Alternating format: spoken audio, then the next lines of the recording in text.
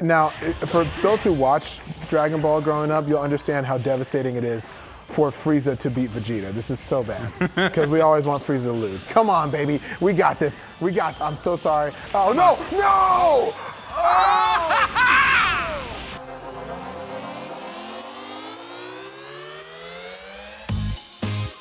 Welcome to IGN Arcade, where we talk and play video games at the very same time. I'm Benjamin Watts, and player one today is bona fide TikTok sensation, fast food aficionado, and master of the mirror shot, Mr. Jordan Howlett. Hello, everybody. Come here. Do you understand how much this changes the game? Before he was Jordan the Stallion, he was just a kid from Oceanside, California who dreamed of playing in the MLB. There was just one problem. He wasn't that good, but that didn't stop him from almost making it. Even if a person that's holding the keys to your dream, you can't let them tell you that you can't do it. What secrets did the president of the Fast Food Secrets Club learn while playing baseball that propelled him from slinging burgers to serving content to the masses on TikTok? He's going to connect the dots as he kicks my ass at Budokai Tenkaichi 3 and some of his other favorite video games. All right, my friend. Now, you sent me a list of your favorite games, and we've gone ahead and curated a list of ones that I want to actually play with you. Why don't you tell us what our first game here is today? Oh, yes. Oh, my goodness. First game that I want to play is Backyard Baseball. The minute I played it, I could not get away from the screen. I would play this for hours and hours and hours. My grandmother would physically have to pick me up from the computer and move me to the dinner table to eat. The nostalgia just from holding this is insane. All right, now let's get into our picking of the teams. Oh, my goodness. Who are we picking first? Who's your first player? First player. Oh, wait. Oh, my gosh. They already took Pablo. I would always take Pablo. I had to take Pablo. Was Pablo always the first one? Pablo was my guy. I picked Pablo first, and then I built a team around Pablo. Pablo was my, Miguel Cabrera. Pablo was my Derek Jeter. You know, Pablo Sanchez was actually, voted by the Bleacher Report as one of the 15 most terrifying video game athletes of all I'm not surprised. time. Pablo is an absolute tank. He is amazing. I love Pablo. Baseball time! I'm Sunny Day, and together with my pal, Vinny the Gooch, we'll bring every bit of the action to you. You're going to be pitching. I'm pitching. You're pitching now. You're Ahmed Khan. All right, we're just going to start with some heat down the middle. The delivery. Knew that was happening. Zings it to first. Oh, yeah, baby! Get on out of there! Woo! Maria Luna up to bat. In high school, you believed that if you had any shot at the majors, you'd need to get on a Division I college team. Now, unfortunately, you never tried out for a baseball team until high school, so you had a lot of catching up to do to keep up with your peers. You achieved your goal, and you made it as a walk-on to the UC Riverside team, a D1 school. So what lessons apply when approaching the game at a later stage in your life? The one thing you have to learn really quickly is you got acceptance. You have to understand your situation pretty quickly. And also, and I tell people this, it ages you faster than you think. When you get older, and you start older, you have to understand there's a lot of people in your position that want to be a professional, just like you do. But when a lot of people want to be in the same position you are, there's a constant competition. Yeah. You have to understand that not a lot of people are going to want to help you, and you have to be your own support system a lot of the times. And it can seem like you're not making improvements, like you're not moving forward, but you really got to keep yourself going. And I think that's the biggest lesson I had to learn growing up from 16 on to the 50-year-old man that I am now. Here, let's get back into the game. Pablo Sanchez steps in. Oh, okay. Oh, no. Tummy's out. No, this man is fearless. This man fears nothing. I'm terrified. Okay. Into the motion, fires. Wing! All right, Pablo, So good. hit it He's hard. so good. Round the pitcher. You get it. Can you get Give the me first that, base? give me that. Oh, get it second, quick! Just drop the ball. And the throw to Oh, first. go home, please get home. Throw home. Boom! Oh, Pablo, no! God, no. Okay, we're good. It's during the pandemic that you realize after years of hard work, your baseball career is over. It's time to start a new chapter and to turn the page. You made a documentary called Dear Baseball. I did. Your idols on TV never talk about those 3 a.m. mental breakdowns. How the only therapist that's available to you is a weight room. You really pushed that documentary. I think you said you were like emailing like 150 actors, people in the industry like a day to get it seen. Yeah, more than that. It was my favorite athletes, actors, musicians, anybody, and then anybody they were following. Anybody that had any affiliation. It could just be a regular family friend that works at a business somewhere. Everybody was getting an email from me. Hey, how you doing? What's your name? My name is Jordan. You know, here's the documentary I made. Please take a look at it. Because I wanted people to know, you know, my story, and I wanted to see just if anybody cared. Because, you know, at the end of it, you get so close to your dream. You get so close from all that work. And for that story to not finish the way you want, I wanted people to at least know what I went through to get to this baseball dream. Baseball didn't work out as a career path, but 30 million social media followers do not lie. You clearly found your calling. So when you look back at transitioning from baseball to content creation, Did that teach you a lesson of like growing this huge following you now have? You apply those same characteristics of determination and workmanship into getting and building your following? You make a video because you like it, your audience likes it, we connect on it, you're like, this is great, I'm happy it got that engagement. Now that that video's made, we're done with it, we gotta do another one. And you can never think to yourself like, I got this following, people are gonna see it. No. In my head, I'm thinking to myself, you know, I'm starting back from zero. You have to be so unbelievably obsessed. Not really with the result, but with the process. You gotta fall in love with the process. It's a cliche, but it's true. And you know, you take that mentality moving into it. Okay, I'm sorry, real quick, let me make sure I throw this guy out. Come on, come on, come on, come on. Oh, yes! That's it out. All right, it's our turn now. And that'll do it in the first inning. You gotta have that mentality because it keeps you focused, it keeps you grounded, it keeps you understanding that none of this is guaranteed, nothing's promised, tomorrow's not promised, and I'm going to hit this ball a country mile. Yeah, I want to see you knock it out of the park. From the windup, the delivery. Swung on. Okay, that's fine. We're One. getting there, we're getting No there. out. We're getting there, it's a timing thing. I'm a little rusty, That's okay. like anybody else. I'm a little rusty, guys. That's a ball. Another Okay, now, all right, all right, Into there. all right. Oh It's my okay. God! Here, It's you okay. do it, So you do it. You're good. No, I want you to take that. I want to take you to the very last at bat as we kind of finish up here with backyard baseball. I want to pose to you, what feels better, getting a hit in D1 ball or getting your first million views on social media? They both are amazing in different ways, and I'll tell you why. It's hard to compare both for this exact reason. Getting 1 million followers is we got contact, don't catch it, don't catch it. Okay, are we there? Oh, base hit. Oh yeah, we ended on a base hit, baby. We did it, guys. That's as good as a home run in this game. That's as good as a home run. We pretty much won. I take the win. You can put away the controller. I take the win. To answer your question really quick, back to that. Getting a hit as a Division I player is an amazing feeling because all your hard work goes into that exact result. Because it takes a certain type of skill that you have to work on all the time. It gives you that feeling of like, I can now do something that not everybody can do. And when you get 1 million followers, that is a relationship that you build with your fan base. They grow with you. And so when you get your first 1 million followers, you have a sense of imposter syndrome because you're like, I'm not that big of a deal. I'm really not that big of a guy. But for people to really resonate with you enough to where they want to follow you and see what you got going on, and 1 million people want to do that, you feel like a sense of family, a sense of community, you feel a sense of pride, and you feel a responsibility to make sure that your followers can trust you.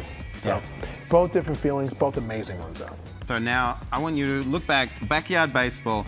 I want you to give this a little review. What would you give it out of 10 in the modern day era? What does backyard baseball score with you? That's a solid 8.5 because baseball is timeless.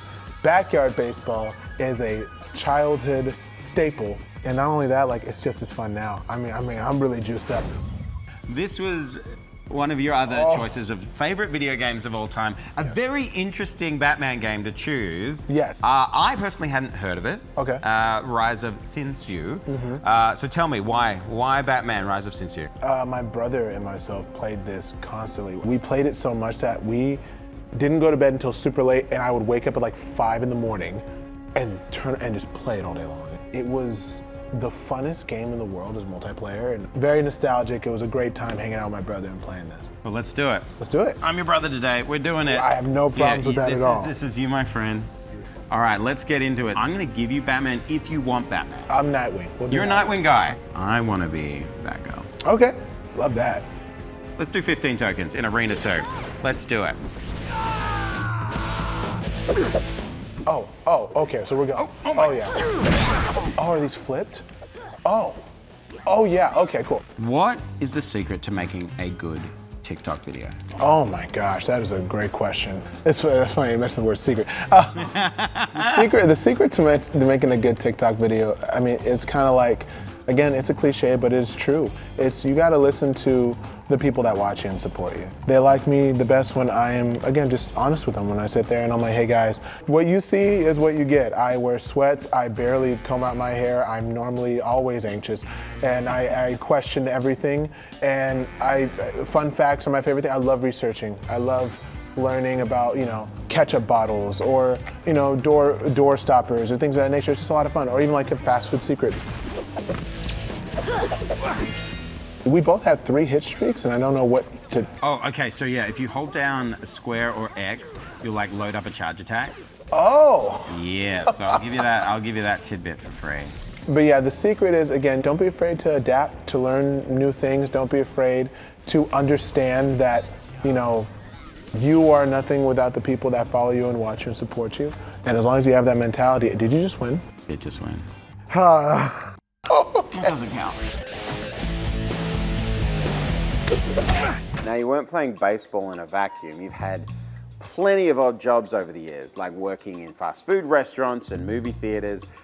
While it's clear that baseball was crucial to developing your work ethic, did you think that working at fast food restaurants would be fundamental to your future success? Working 9-to-5 jobs, like we say, like I tell everybody, it gives you a bigger appreciation for what life is like, man. This is real life. It's working 9-to-5s is grueling, and it can be very stressful. Sometimes you're doing 5 different people's jobs at one time, but getting paid for only one of those jobs. From 9 to 5, you're focused on the job. The minute 5 o'clock's there, you're done. The only thing I care about is going to go see a movie and having enough money to give myself a nice little treat. What's your go-to movie treat? Oh, my go-to movie treat? Oh, man.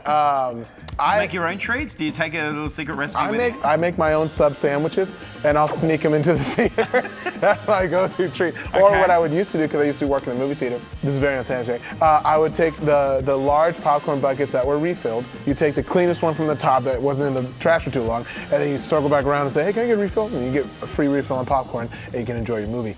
When you're in circumstances like this where you get to make videos and have a lot of fun with it, you never forget where you come from. So it was very pivotal for me, 100%. I think we need to get deep for a minute, and I need a really serious answer to this question. Of course. Do you think Pepsi has kind of ruined the mystique of Mountain Dew Baja Blast by making it available outside of Taco Bell? That's a great question. No, I don't think that they ruin the mystique. If you find a way to have it accessible at home, it just makes it that much better. I mean, in my opinion. When I made the video of how to teach people how to make it at home, people really enjoyed it, because then now you can have Baja Blast whenever you need. If you don't live near a Taco Bell or whatever the case, like you can just make it at the house. Okay, let's see if it tastes like a Baja Blast. And I'm just realizing now that I'm focused on hitting these guys, and the tokens is what I'm supposed to be getting. That's why I lost. I was just worried about beating people up. I know, I'm taking your tokens. If I see them drop, then my... Oh, you're a smart guy. Oh, I died. I had more tokens. Okay, that's fine. You win. Nice moves, Nightwing. Now, Batman, Rise of Sin Tsu. Rise of Sin Tsu. We're looking back at it. What would you give it rating today? Ooh. I'm gonna give it a 6.5, but I'll tell you why. Okay, great. 6.5 for the sense of it is a fun game if we're doing this. We're hanging out, we're talking, yeah, and we're playing passively. I think due to the fact that Arkham Asylum exists, Arkham City exists, I did play those games all the way through. Those kind of beat out Rise of Sin Tsu, but Rise of Sin Tsu is great and it is nostalgic. Well, amazing. You gave it the exact same rating IGN gave it at the time of it came out. So clearly... I gotta work here. So the final game of our little selection here There's a little game called Dragon Ball Z Budokai Tenkaichi 3, my friend. Yes. When I first met you, this is the first game you brought up as your favorite game of all time. I want you to just hold this for a second, relive it, because that is the most expensive game we've ever paid for. That game, a PlayStation 2 greatest hits game, $250. Stop. No. And that's not even in perfect condition, by the way. That's amazing. You know what? I still have my copy. That's incredible. You're saying I could have saved $250? I'm so Did I just sorry. ask you? I'm so sorry. Oh man. Gosh, this is amazing. I remember when this game came out, and if we're being fully honest here, Tenkaichi 2, awful. Now hear me out, fans. I'm a Dragon Ball Z fan. I'll tell you why. There was a lot of limitations when it came to the actual gameplay that they did so perfect in Tenkaichi 3. The gameplay, the fighting styles, I think were a bit better. The character development, the character choices were better. When they did the Budokai series, Budokai 2 was getting there. Budokai 3, perfect. Fusions, teams, when you do your super attack and the world explodes. So great. So, all that fun stuff.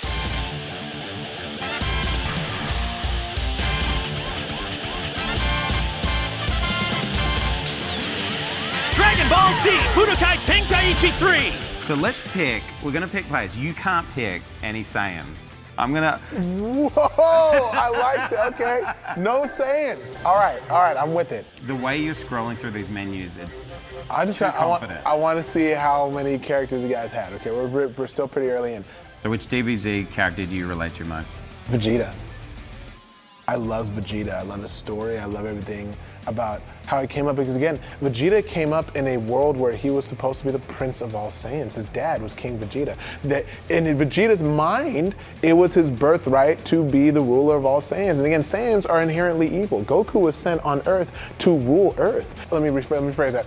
Saiyans are sent to a planet to rule that planet, right? Obviously, Frieza destroyed planet Vegeta, so they sent Goku out. So similar to a Superman storyline. But Goku, people don't know, when he landed on Earth, was evil. He actually was dropped on his head. His head hit a rock, and he ended up being the most lovable lug in the world. And that's why Goku, one of the strongest Saiyans in the world, didn't take over the Earth. And Vegeta, because of how he was raised, he had to kind of learn how to love on his own, his family on his own. He had to catch up to Goku every step of the way, Super Saiyan 1, 2, 3, and 4 on his own. And even though he keeps falling short, he doesn't give up. Vegeta is a guy that I'm a fan of Vegeta. Final form, Frieza! Kakarot won't need a turn. Your sense of humor is as warped as ever, Vegeta. Ready! Immediately, I'm freaking out. No, Okay. I forgot how to You're very good. Okay, all right. This is not fair. You missed. Come on. Oh, what? You played this a lot. I have. You were still. This is all. You played this week. This is all muscle memory, I promise you, but I don't know how to block. I forgot. Oh, okay. We gotta get it. You've got me on the ropes. Wow. Now you, my friend, you've done a TED Talk. I did do a TED Talk. Yeah, yes. you said the thesis of it was Success is not linear. I lived my life thinking that success was three main things: perseverance, persistence, and hard work. I thought, straight line. If you want to get from point A to point B, point C, that's what you do. With that should come success, but success sometimes does not come in the form that you might think. How are you kind of rethinking that own advice with a potential TikTok ban looming? Really quickly, may you please repeat the question, because I was so focused on trying to learn how to I will not. Okay, that's fair. You should. We'll take a friendly pause. Gotcha. I know this is intense. How do you kind of take on the advice you were giving when you think there could be a potential TikTok ban looming? You go through so many things in life that nobody expects. There's a lot of things that I didn't expect was going to happen, and I didn't know what the future was going to be. It's impossible to beat somebody who doesn't give up, and that's something that I lived by, have lived by to this day and forever. I can't give up. And for TikTok, having your connection with your audience is very important. And regardless what happens, just know that that love and support from your audience, from the people that watch you, is gonna be there. And, you know, whether it's on screen or out in the world, you know that connection has reached them, and know that you can make a difference in so many ways. And if TikTok is taken away, if it stays, just know that you have the power to make a difference in your life and other people's lives. Okay, so you really don't want me to. No. It was just such a beautiful answer, and honestly, I had nothing else to say but take a dirty I shot. respect that. You're playing as Vegeta, and I get that. You know what? I just have to learn one more thing, and I think I got you beat. I got you. Oh now. no! I got you You're now. just like, I can't even get away. You're not giving me even this. And I fall to earth, and okay. So I hope you feel real good about destroying one of your favorite characters. I do. If he's going to be destroyed, it's going to be by my hand.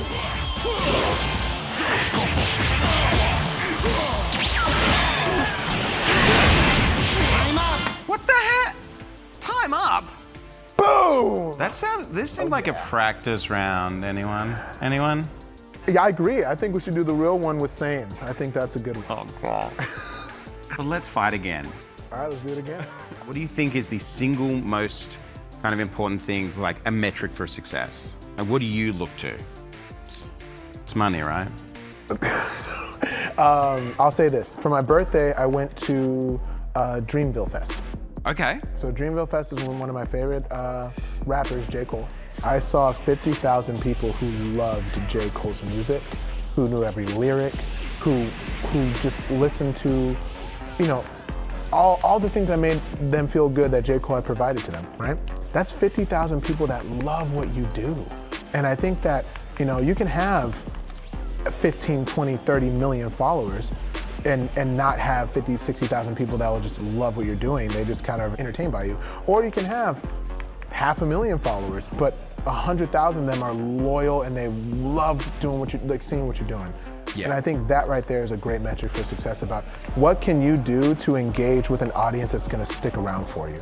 And what have you provided for that audience in order for them to do that? Now, for those who watched Dragon Ball growing up, you'll understand how devastating it is for Frieza to beat Vegeta. This is so bad, because we always want Frieza to lose. Sorry. I'm getting there. Come on, baby. We got this. I'm so sorry. Oh, no! Oh! All right. I don't mean to rub it in. Thank you for coming, by the way. I appreciate that. Thanks so much. Immediately, you just like annihilate me. No.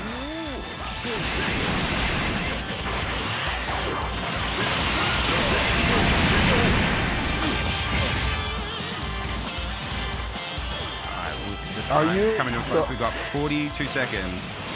Can I just run away enough to win? Of course, that's part of the game, right? What? Yeah. That's a legitimate You thing. can do that if you want to.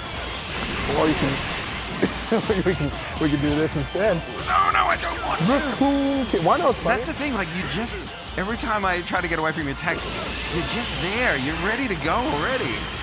Okay, here we go. So, I can pickle it, right? Is that right? Yes, one was funny.